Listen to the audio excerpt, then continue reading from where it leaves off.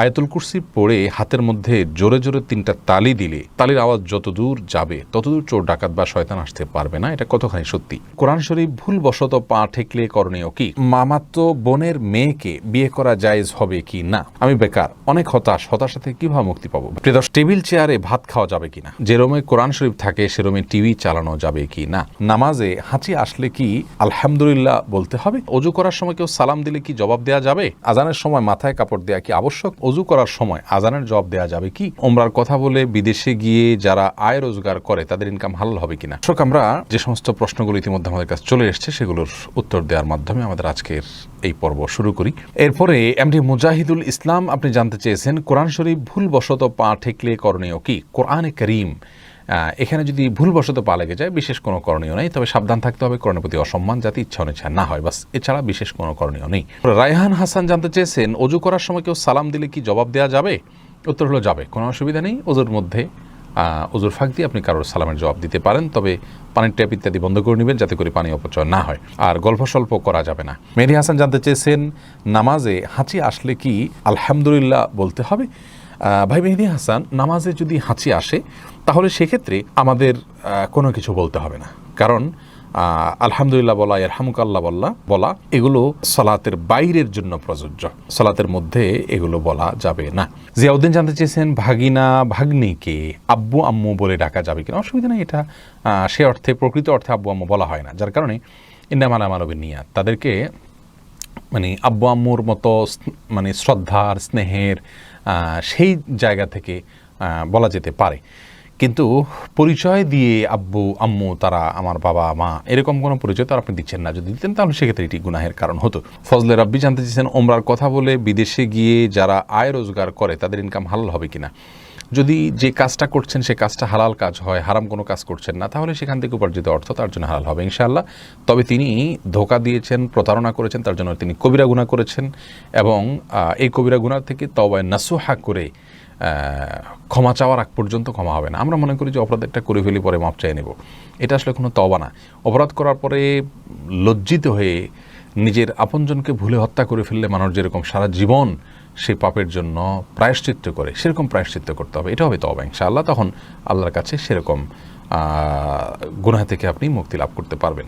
রূপালী বিনতে জামাল আপনি জানতে চেয়েছেন ফাঁকা দাঁতে ক্যাপ লাগালে বা নকল দাঁত লাগালে অজু হবে কিনা? উত্তর হলো হ্যাঁ, অজু হয়ে যাবে। দাঁতের প্রতিটি চিপায় ফাঁক ফুকরে আপনাকে পানি পৌঁছাইতে হবে, তার জন্য কসরত করতে হবে, এরকম কোনো কথা নেই, আর এটা কোনোদিন সম্ভব নয়। প্রত্যেকটা দাঁতের মধ্যবর্তী যে চিপা আছে সেখানে পানি পৌঁছানো এটা কোনো সহজ কাজ নয়, অতএব এটা শরীয়ত আমাদেরকে নির্দেশ করেন। আল হারজু মাদফু, ইসলামের শরীয়তের একটা মূলনীতি হলো যে জিনিসটা আমাদের জন্য খুব কষ্টকর হয়, যে জিনিসটা আমাদের জন্য খুব ঝামেলার হয়ে যায়, সেটা কিন্তু ইসলাম আমাদেরকে করতে বাধ্য করে না। মেহেদী হাসান জানতে চেয়েছেন বিয়ের সময় শ্বশুর খুশি মনে কিছু দিলে নেওয়া যাবে কিনা, বলবেন দয়া করে। খুশি মনে দিলে নেওয়া যাবে, কিন্তু খুশি মনটা বোঝা আসলে খুব জটিল, যে খুশি মন কখন হবে। আমাদের সমাজে কিন্তু শ্বশুররা কালচারের কারণে বলে খুশি হয়ে দিছি, আসলে তিনি কতটা খুশি হয়ে দিয়েছেন তার যদি বিষয়টা যদি আপনি নিশ্চিত হতে পারেন তাহলে সেক্ষেত্রে আপনার জন্য এটা অবশ্যই গ্রহণ করা জায়েজ হবে। অতএব হারাম হয়ে যাবে না পুরো উপার্জন, কিন্তু তওবা করতে হবে। ফাতেমা আক্তার নীলা আপনি জানতে চেয়েছেন সূরা ইয়াসিন পড়লে মনের আশা পূরণ হয়, এটা কি সত্য?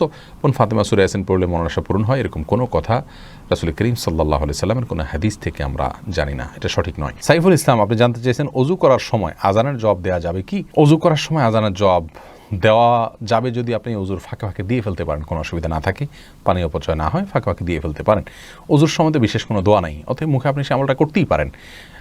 অজুর হাত ধোয়ার সময় এক দোয়া, মুখ ধোয়ার সময় এক দোয়া, পাও ধোয়ার সময়, মাথা মাসা করার সময় এক দোয়া, এরকম বিভিন্ন দোয়ার কথা আমরা জানি, সেগুলো বিশুদ্ধ হাদিস দ্বারাই প্রমাণিত নয়, যার কারণে অজুর ফাঁকে ফাঁকে আপনি আজানের জবাব দিতে পারবেন। এমপি মাহমুদ জানতে চেয়েছেন মামাতো বোনের মেয়েকে বিয়ে করা জায়েজ হবে কি না? মামাতো বোন সে আপনার মাহরাম নন।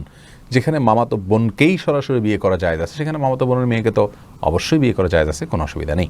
এরপরে ফারহানা হক দিবা আপনি জানতে চেয়েছেন ফরজ নামাজের সিজদা কি বাংলা দোয়া করা যাবে? উত্তর হলো না, ফরজ নামাজ সিজদা বাংলা দোয়া করবেন না। এমনি সাদ্দাম হোসেন জানতে চেয়েছেন আমি বেকার, অনেক হতাশা থেকে কিভাবে মুক্তি পাবো? ভাই, হতাশা থেকে মুক্তির জন্য আল্লাহর প্রতি ভরসা করতে হবে এবং আল্লাহ রাব্বুল আলামিনের নিরাশার মধ্যে কিভাবে তিনি আলো মানুষের মধ্যে সৃষ্টি করেন, আলো দেখান মানুষকে, সেই ঘটনাগুলো পড়বেন এবং মোটিভেশনাল স্পিচগুলো শুনবেন, সেই সাথে সিরিয়াসনেসের সাথে কাজ করবেন। আমরা অনেকেই হতাশ হয়ে বসে থাকি, চেষ্টা ছেড়ে দিই। আমাদের চেষ্টা অব্যাহত থাকতে হবে, পরিশ্রম থাকতে হবে, অধ্যবসায় থাকতে হবে, উদ্যম আমাদের মধ্যে থাকতে হবে। সফলতা ইনশাআল্লাহ পদচুম্বন করবেই, অল্প হোক বিস্তর হোক সফলতা আমরা দেখব ইনশাআল্লাহ, যদি আমরা সেভাবে কাজ শুরু করি। বেশিরভাগ মানুষ হতাশ হন, তাদের একটা বড় অংশ আপনার যে বিশেষ করে বেকার হতাশ, তারা কিন্তু আপনার সঠিকভাবে পরিশ্রম করেন না। অনেকে ইগো প্রবলেমের কারণে বিভিন্ন কাজ করতে পারেন না। এগুলো সবগুলো ছেড়ে ছুড়ে দিয়ে হালাল উপার্জনের জন্য চেষ্টা করতে হবে। আল্লাহ তাআলা ইনশাআল্লাহ বারাকা দিবেন। জাহানারা জিনাত জানতে চেয়েছেন, আজানের সময় মাথায় কাপড় দেওয়া কি আবশ্যক না বোন? আজান হলে মাথায় কাপড় দিতে হবে এমন কোনো কথা নাই, এটা আমাদের সমাজে প্রচলিত একটি ধারণা মাত্র। মোসাইব আহমদ জানতে চেয়েছেন, ছোট বাচ্চা মোবাইলে পেশাব করেছে, এখন মোবাইল ফোন পাক করার পদ্ধতি কি হবে? মুছে ফেলবেন, পেশাবের কোনো আলামত না থাকলেই হবে। আর যদি ভিজা কিছু দিয়ে মুছতে পারেন তাহলে সবচেয়ে ভালো, ভিজা কিছু দিয়ে মুছে ফেলবেন যাতে পেশাবের গন্ধ না থাকে। কোনো যদি গন্ধ না থাকে তাহলে কোনো অসুবিধা নেই। যদি খাবার ইত্যাদি থাকে সেটাকে ধুয়ে ফেলবেন, কারণ সেখানে পেশাব শুষে গন্ধ হওয়ার সম্ভাবনা রয়েছে। ইশরাতুস সাদিয়া জানতে চেয়েছেন, 4 রাকাত তাহাজ্জুদের নিয়ম কি? বোন ইশরাতুস সাদিয়া, তাহাজ্জুদের বিশেষ কোনো নিয়ম নেই। অন্য সমস্ত নামাজ আমরা যেভাবে পড়ি তাহাজ্জুদের সালাত আমরা একইভাবে পড়ব। তবে সলাতুল লাইলি ওয়ান নাহারে মাসনা মাসনা, রাসূল আকরাম সাল্লাল্লাহু আলাইহি ওয়াসাল্লাম বলেছেন রাত এবং দিনের নামাজ 2 রাকাত 2 রাকাতের জন্য তাহাজ্জুদ 2 রাকাত 2 রাকাত করে পড়া উত্তম। 4 রাকাত একসাথে পড়লেও হয়ে যাবে। 2 রাকাত পড়ে সালাম ফিরে আবার 2 রাকাত পড়বেন। যে কোনো সূরা পড়তে পারেন, তাহাজ্জুদের জন্য নির্দিষ্ট কোনো সূরা না যে এই সূরা পড়তে হবে, এতবার পড়তে হবে, এরকম কোনো কথা নেই। তবে যত দীর্ঘ সূরা পড়তে পারেন, যত আস্তে আস্তে পড়তে পারেন, রুকুতে যত সময় দিতে পারেন, সিজদায় যত সময় দিতে পারেন, রুকু থেকে উঠে দাঁড়িয়ে যত সময় দিতে পারেন, 2 সিজদার মাঝখানে যত সময় দিতে পারেন, ততই কল্যাণ নিহিত আছে। এমডি কাইয়ুম রাহমা এই নাম থেকে আমি যে প্রশ্নটি দেখতে পাচ্ছি সেটা হলো, টেবিল চেয়ারে ভাত খাওয়া যাবে কিনা? উত্তর হলো যাবে। তবে রাসূল করিম সাল্লাল্লাহু আলাইহি ওয়াসাল্লাম সম্পর্কে হাদিসে বর্ণিত হয়েছে, মা আকালা নবী সাল্লাল্লাহু আলাইহি ওয়াসাল্লাম আলাল খেওয়ান কাত্তু, তিনি কখনো খেওয়ানের উপরে খান নাই। খেওয়ানের ব্যাখ্যা অনেকে বলেছেন টেবিল চেয়ার, যার কারণে এটা অ্যাভয়েড করা, বিশেষ করে হেলান দিয়ে তিনি কখনো খাননি, এরকম একটি বর্ণনা পাওয়া যায়। তো যার কারণে হেলান দিয়ে খাবেন না। যদি টেবিলে চেয়ারে বসেনও খুব আয়েশ করে আয়েশি ভঙ্গিতে খাবেন না, এটুকু খেয়াল করা জরুরি। বাকি এটা খেলে যে গুনাহ হয়ে যাবে ব্যাপারটি সেরকম নয়। আফিয়া খাতুন মুন্নি জানতে চেয়েছেন, উচ্চস্বরে হাসলে কি ওযু নষ্ট হয়ে যায়? না, উচ্চস্বরে হাসলে ওযু নষ্ট না, তবে নামাজের মধ্যে উচ্চস্বরে হাসলে ওযু নষ্ট হওয়ার কথা ইমাম আবু হানিফা রাহিমাহুল্লাহ বলেছেন। দেলোয়ার হোসেন জানতে চেয়েছেন, যে রুমে কোরআন শরীফ থাকে সে রুমে টিভি চালানো যাবে কি না? দেখুন, যেই রুমে কোরআনে কারীম থাকে সে রুমে টিভি চালানো, টিভিতে যদি হারাম কিছু প্রদর্শিত হয় সে রুমে চালানো গুনাহ, কোরআন না থাকলে সে রুমে চালানো গুনাহ হবে। অর্থাৎ হারাম জিনিস যদি প্রদর্শিত হয় সেটা সব জায়গাতেই দেখা গুনাহের হবে। তবে কোরআনে কারীম যদি থাকে তার এটা কোরআনের প্রতি একটা অসম্মান হয়, যে কোরআনের সামনেই কোরআনের নির্দেশের লঙ্ঘন, সেটা সন্দেহভাবে এক্সট্রা একটা অবমাননা হয়, কোরআনের একটা অসম্মান হয়, সেটা আমাদের না করা উচিত এবং কোরআনের সম্মানার্থে অন্তত হারাম থেকে বেঁচে থাকার চেষ্টা করা উচিত। যদি করেন কেউ তাহলে কোরআনের অসম্মান হবে এবং গুনাহ হবে। জান্নাতুল ফিরদাউস আপনি জানতে চেয়েছেন, আয়াতুল কুরসি পড়ে হাতের মধ্যে জোরে জোরে 3টা তালি দিলে তালির আওয়াজ যত দূর যাবে ততদূর চোর ডাকাত বা শয়তান আসতে পারবে না, এটা কতখানি সত্যি? বোন জান্নাতুল ফিরদাউস, আয়াতুল কুরসি সম্পর্কে রাসূল করিম সাল্লাল্লাহু আলাইহি ওয়াসাল্লাম থেকে একাধিক হাদিস বর্ণিত রয়েছে এর ফজিলত এবং মর্যাদা প্রসঙ্গে। তার একটি মর্যাদার বিষয় এও যে যেই বাসায়, যেই ভবনে বা যে বাড়িতে বা যে জায়গায় বসে আয়াতুল কুরসি রাতের বেলায় তেলাওয়াত করা হয় সেখানে আল্লাহ রাব্বুল আলামিন চুরি দাড়ি এগুলো থেকে তাদেরকে হেফাজতে রাখেন।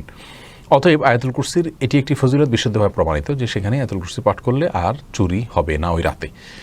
কিন্তু এর মানে এই নয় যে, যেমনটি আপনি বলেছেন যে 3 বার তালি দিতে হবে, তারপর তারের আওয়াজ যতদূর যাবে ততদূর আপনার প্রোটেকশনে চলে আসবে, এরকম কোনো কথা কোনো বিশুদ্ধ হাদিসে বর্ণিত হয়েছে বলে আমাদের জানা নেই। এরপরে জান্নাত রাখি আপনি জানতে চেয়েছেন, স্বামী পরকীয়া লিপ্ত হয়ে দূরে সরে আছে, তাকে কাছে ফিরিয়ে আনার কোনো আমল আছে কিনা? বোন জান্নাত, অনেকে আমাদের কাছে এই বিষয়গুলোর জন্য আমল চান। আমরা মনে করি দোয়া জিকির এগুলো কোনো বোধহয় মিরাকল, অর্থাৎ এগুলো পড়লে অটোমেটিকভাবে আমাদের কোনো অলৌকিকভাবে কিছু ঘটে যাবে, এটি